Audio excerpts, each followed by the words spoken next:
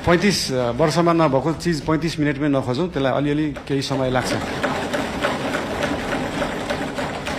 आत्मविश्वास बढाउने भन्दा पनि देशलाई पैसा चाहिएको छ, पैसा बढाउनेतिर ध्यान गएको छ हाम्रो। विपन्न वर्गलाई, कम्तीमा विपन्न वर्गलाई चाहिँ फ्री शिक्षा, फ्री स्वास्थ्य दिनमा हाम्रो नेपाल सरकार र हाम्रो राष्ट्रिय स्वतन्त्र पार्टी त्यसमा चाहिँ एकदमै लागेको छ। धन्यवाद।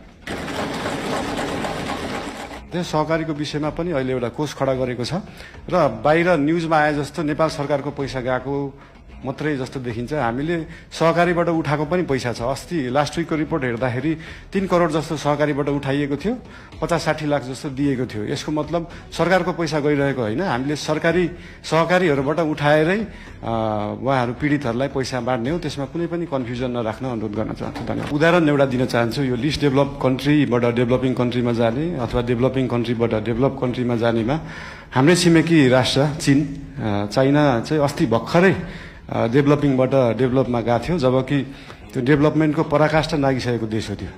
यो कुराहरू चाहिँ एकदमै स्ट्राटेजिक रूपमा सरकारले सोच्नुपर्छ जस्तो लाग्छ। अहिले नै हामीले एलडीसीबाट ग्रेजुएट हुँदै गर्दाखेरि हाम्रो ट्रेडका कुराहरू, हामीले निर्यात गर्ने वस्तुहरूमा चाहिँ लाग्ने करहरू अहिले छुट पाइन्छ।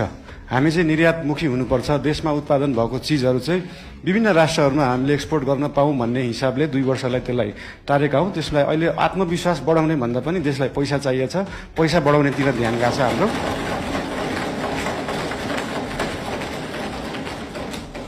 अनि गरिब विपन्नको कुरामा मैले पहिल्यैदेखि भन्दै आएको यो साम्यवाद, समाजवाद भनेको भाषणमा दिन एकदम सहज हुन्छ, मजा पनि आउँछ।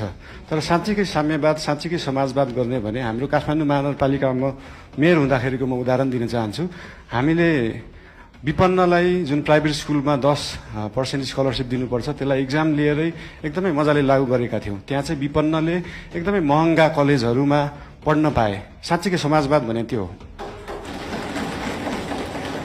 र विभिन्न महँगा अस्पतालहरूमा पनि हाम्रो ऐन कानुन संविधान बमोजिम नै 10% बेड चाहिँ विपन्नलाई दिनुपर्छ भन्ने व्यवस्था थियो। त्यसको लागि हामीले वेबसाइट नै बनाएर प्राइभेट हस्पिटलहरूमा सर्जरीसम्म विपन्नलाई गराउने व्यवस्था गराएको थियौँ। त्यही हो।